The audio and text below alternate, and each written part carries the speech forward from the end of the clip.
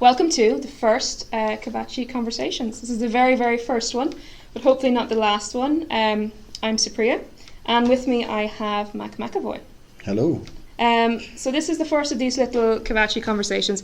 What it really is meant to be is a new forum where I wanted to talk about things that are topical, holistic, and everything wellness. So over the next few weeks, you're going to probably see a few reviews on eco-friendly products, books, and pretty much everything in between. So thank you for tuning in. Thank you for taking the time to listen. And let's get cracking. So today I have with me my very good friend, Mack McEvoy. I've known Mack for about 10 years now. And I've actually been lucky enough to see the initial concepts of the children's books go right through to the manifestation of them. So I've got to see the whole journey.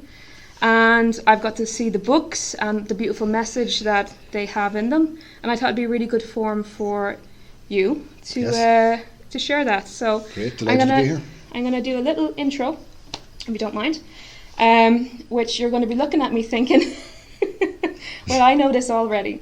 So Mack was born in Portlaoise in Ireland.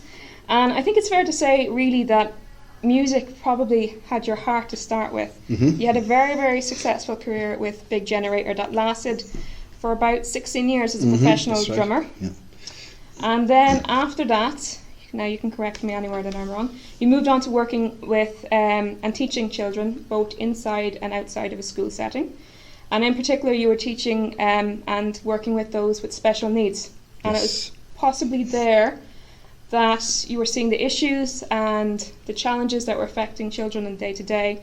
And am I right in saying also from your own household, your lovely wife Donna, and from your two beautiful children, Jacob and Mila, and seeing the challenges and issues there, and that's kind of what stemmed the creation of this lovely book series. Yes. So I'm going to just maybe pass over to you if you want to talk a little bit. What inspired you to start writing the children's books, and where did that come from? Okay, well, thanks for having me, by the way. It's nice to be here on the first one. Yay! First of many, as you say. My kids, I suppose, first and foremost. As you say, I worked with special needs kids here in Enniskillen for a few years. Mainly kids with autism, and that was a real eye-opener just to see what they have to cope with on a day-to-day basis.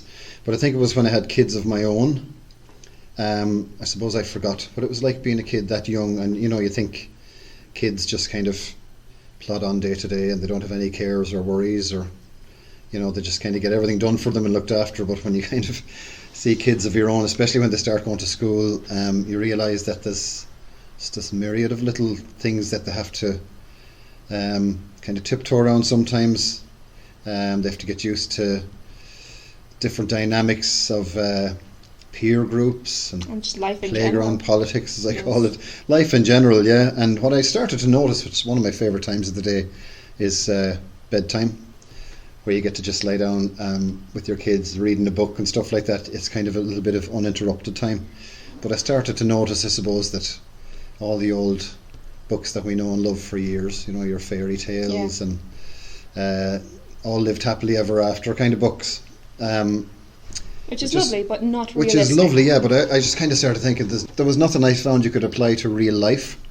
And then Jacob, my son, who is now 8, suffers a lot with anxiety, and I think it was that mainly that kind of inspired me to go with the first book. So it was your real life experiences. Yes, without a doubt. And I'm kind of going off questions here, but we'll ramble on anyway. One of the things is that, especially with older books and maybe set back a few years ago, there was very much an emphasis on what would you have to worry about and stuff like that. There wasn't the same emphasis on children's mental health and how that affects them as they go into the future and shapes the people that they become. Very few, especially, I know that when I was growing up, there was very much, and I had really good, very supportive parents, but I remember seeing around me, there was a lot of, especially in the farming community, you just get on with it, that kind of attitude, instead of dealing with things and maybe seeing that they, the stuff that they're going through will actually shape who they become. Very much so. I agree totally, yeah. Have you always wanted to be a writer, or because I know that your first love was initially music and you were in the band, Yeah. or is this something that developed because of your life experiences? Yeah, it kind of developed, I suppose on some level I always wanted to be a writer insofar as, well, definitely want to do something creative. I've always wanted to do something creative, and from I was no age. I always excelled at that side of things in school. Yeah. It was always music, art, languages, that kind of stuff. Even if I think back to my very first bands when I was only 16 or 17, it was always me who designed the posters and the t-shirts and that kind of stuff, and the logos and all that stuff. And then when I joined Big Generator, that was my first foray into writing anything. Yeah. When I started writing lyrics for some of the songs, I did architecture in college after I finished school, which again is a kind of a creative medium. And in the last number of years there, I suppose 5 years, I've started writing poems, kind of funny poems, and a lot of people would contact me now for, if they are, for example, they're looking for a best man speech, or like if there's a particular family function, I will always write a poem to kind of go with that. So that kind of thing. And then, as I say, I just decided, actually it was my wife Donna that I was showing her some of the stuff I had written one night, and she just said to me, why don't you send it off? And of course the little fear man peeps up and says, no, sits don't on your send shoulder, it off. Yeah, everyone's going to think it's stupid, that kind of stuff. But that particular night I just thought, and then of course Donna just said, well, send them now. And this was like at maybe 10 o'clock one Saturday night. I was like, no. And she says, go on, send them now. And I did, and within a few days I had replies back from people who said they would be happy to publish. So this is it, because I've seen the books. If you haven't seen the books, they are available on Amazon, and also you can get in touch with Mac directly. But the actual stories and the plots and the characters, now I've been lucky enough that I've not only do I own them, but I sometimes get an insider's view before they're even published, the covers and things like that. And the plots and the characters are not only very relatable to children, but also as adults are very relatable. And the story is very relatable, and they've got such a beautiful message behind it. So do you want to maybe start with the first book? The first book was... Webster's Best Day Ever, yeah. First book was Webster's Best Day Ever, and that was about a little spider. There's 6, by the way, characters in the Green Hills Gang. And so he's a little spider, and he's very nervous and anxious. And the story is, in a nutshell, that he has this big task to do this particular day, and the anxiety and panic overtakes him, and he kind of basically freezes to the spot, can't do anything. The wobble in his tummy. The wobble in his tummy, as Jacob said, yeah. And that was it, and then his friends helped him to get past it, and the end of the story shows that basically, like a triumph over adversity thing, that he does complete his mission at the end, and it's just an overall feeling of accomplishment. And then there was Millie Moo. Now, Millie Moo is also Millie Moo's Christmas Wish. Yes. Isn't it? And now we both got different, even though you wrote it, we got different. Yes. We came away with different messages. So have a wee chat about Millie Moo, and give us a plot line. Millie Moo's Christmas Wish is just, it's a very, I suppose when you have a Christmas story in mind, you're trying to think of something that is, will kind of come back year after year, won't date. So I thought friendship and kind of selflessness being a Christmas themed book. And basically Millie Moo's story is just about her wanting to do something really nice for her friends at Christmas time, not wanting anything back in return. So again, with the variety of topics in the books, the one underlying one is the importance of friendship, I suppose, and the importance of having good friends that you can rely on, and who will have your back at the times you need it. And that was just Millie Moo doing something really nice. She never told them that she did it, and it was just a real nice kind of a warm and fuzzy Christmas tale, Which is not fully what I got from it. Because I read it, and there's a whole section in Millie Moo's Christmas Wish where she's talking about, I won't ruin the story for anyone who wants to get the book and also to read it with their children. It is a lovely book, definitely go get it. But there is a part in it where Millie Moo is talking about Santa Claus, and she's saying, well, don't animals get gifts too, basically.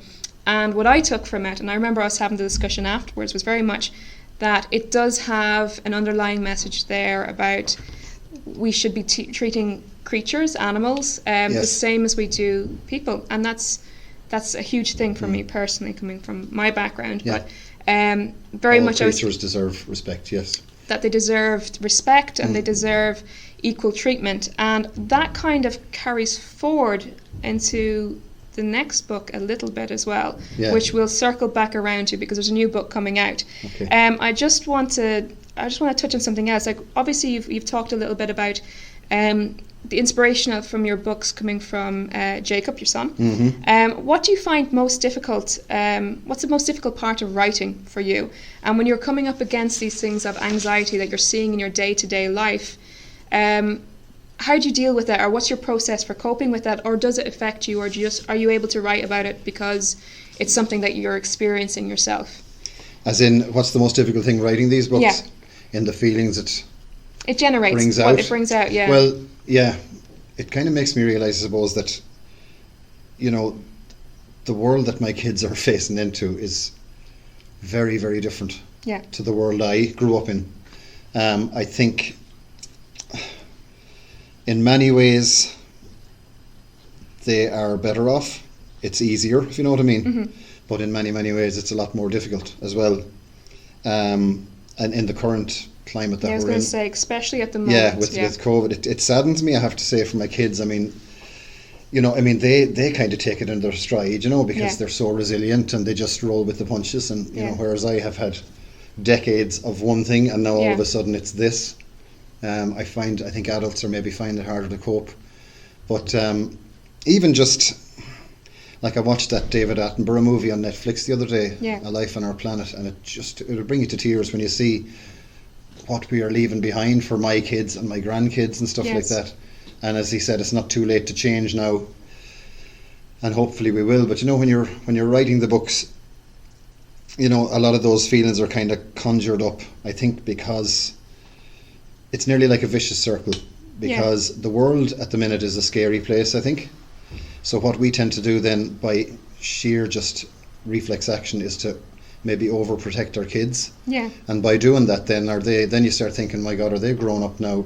Are they going to be fit to cope with what life throws at them the way we were, as we mentioned earlier? And you kind of have this constant thing going around in your head. And I mean, with social media now, it's just so scary, I think, that from the minute a child gets their own phone, they have access to literally everything. Yeah, the most horrific stuff you can imagine is just at the touch of a button, and that scares me, you know, and worries me. So all you can do, I suppose, is prepare them for, as best you can, to kind of cope with life and what may be thrown at them, you know. What will be thrown at them. Yeah, especially, this is obviously, we don't want to delve too much into pandemic. I'm sure everyone is a little bit, they have got COVID fatigue at this moment. But the fact of the matter is that it is a very, very difficult time for youth, for children, where I remember I was talking to a colleague recently, and one of the things that they were talking about was their children, and how their son said to them, I wonder if a time will come where grandmothers and grandfathers will be able to hug their grandchildren again. It's a huge obstacle now that they're facing. There is obviously, you know, good sides of it as well. People are getting more time with their family, and they're getting more time to spend with their children, you know, as the world slows a little bit. But at the same time, I think, like you're saying, we need to be very conscious. This now, what we're living, is the world that we're going to build for our children and our children's children. There's currently a clock actually running, I think, in the US, and it says that we have 7 years before damage is irreparable. Yeah, that's scary. Which is a scary thought. It really is. So back to the books now. We touch on, there's a new book coming out. Yes. And what is, without giving too much of the plot away, because it hasn't been released just yet, when this is recorded, it might be by the time we play it. Yeah. But give us a general overview of the book, and also where these characters will go. Yes. Well, the new book is called Barkley and the Big Bad Bull. So obviously this is Barkley and his nemesis, and it tackles bullying, this one. This was when, I mean, look, if you say to somebody, what are the 5 big issues that kids face on a day-to-day basis. Bullying, probably most likely the first one everyone comes out with. And I knew from day one that I would be doing a book about bullying, but I didn't want to just come straight out with that. Yeah. If I know this might sound silly, but I kind of wanted to nearly ease people into it. Yeah. But this is definitely the most, even for a kid's book, this is the one with it's a very strong message here, because bullying, as we know, it has been around forever. And it's a very heady topic as well. Yes, it is. And it's a relatable topic in that I don't think there's a single person that I know that at some stage in their life, whether it be in their adult years, in the workplace, or in their early years, it's something that everyone faces. Yes, absolutely. And if not themselves, definitely they know somebody who has.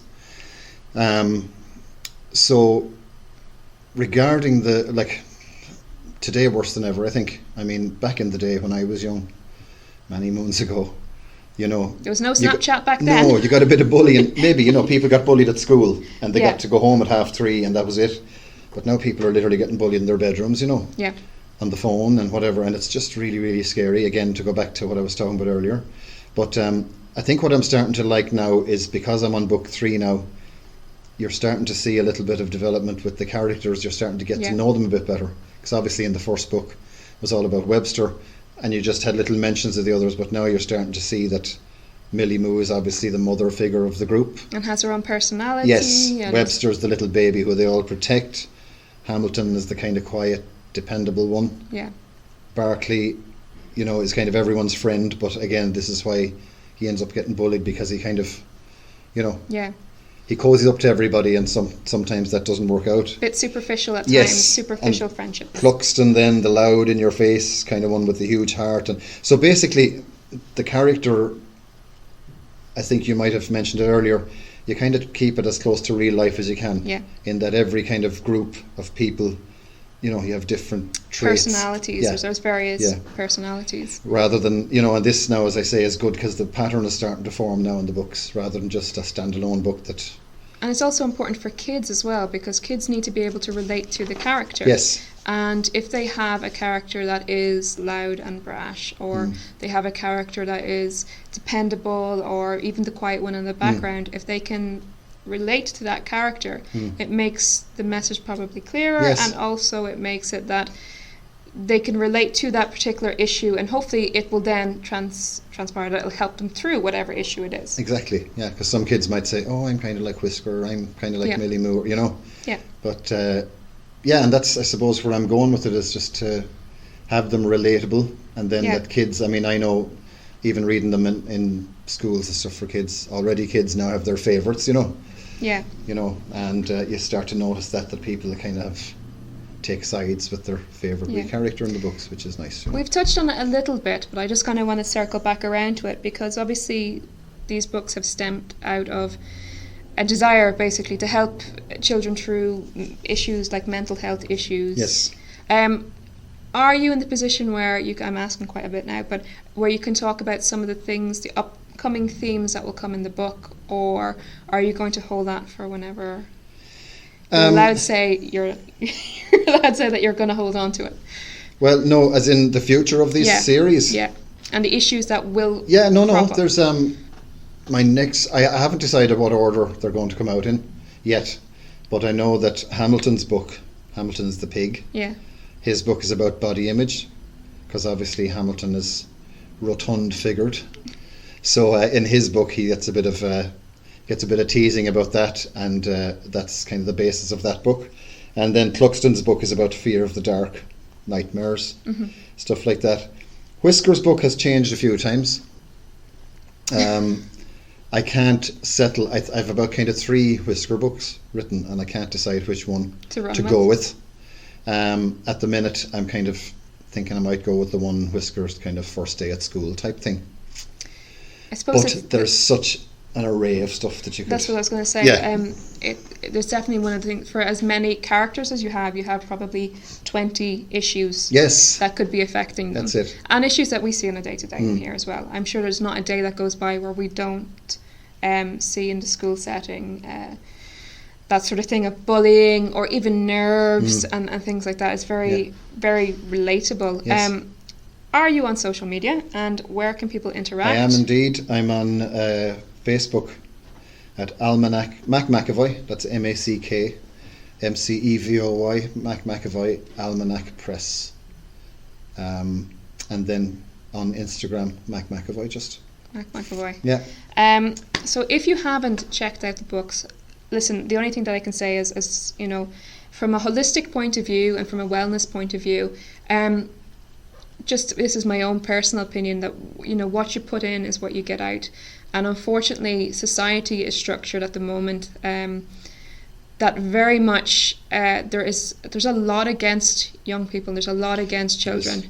There's a whole list of different issues that children can face on a day-to-day. So any tools at all that can be given to help them through that is very important. And yes, well, I think, sorry to cut across you, Supriya, but definitely the mental health side of things, which is now, I think, in really sharp focus more than ever, you know. Yeah. I think, as we maybe hinted at earlier, a lot of stuff years ago was definitely brushed under the carpet, you know. Yes. It's just kind of that attitude, get up and get on with it, you'll be grand, go on, you go, toughen up. Stiff upper lip. Yeah, lip, toughen up there, go on, you'll be fine, you know, grow up. And it was just, when you think about it, it was crazy, you know. But I think social media, for all its faults, has really helped create a lot of awareness about it. Yeah.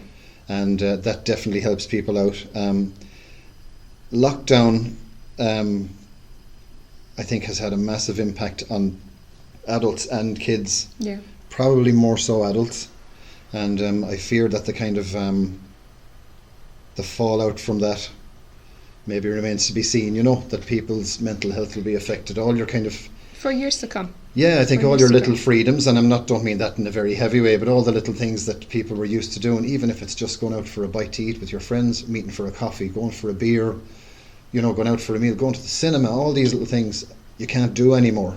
Yeah. And people, I think, the longer this goes on, and hopefully there'll be some kind of an exit strategy soon, but, you know, I would fear for a lot of people's I would worry in that respect, but hopefully we'll be nearer the end than the beginning here. Funny that you should say that, because the flip side of that as well, and just from my own perspective on it as well, is that I would like to think that at the end of this, that we learn, you know, where our values should be more, and the things that should be important to us. So whereas you were talking about those liberties that we may have taken in the past, or those freedoms that we have, it's funny actually that the main thing that would affect me personally is not getting to see my family as much, and because, you know, some of them live abroad and things like that.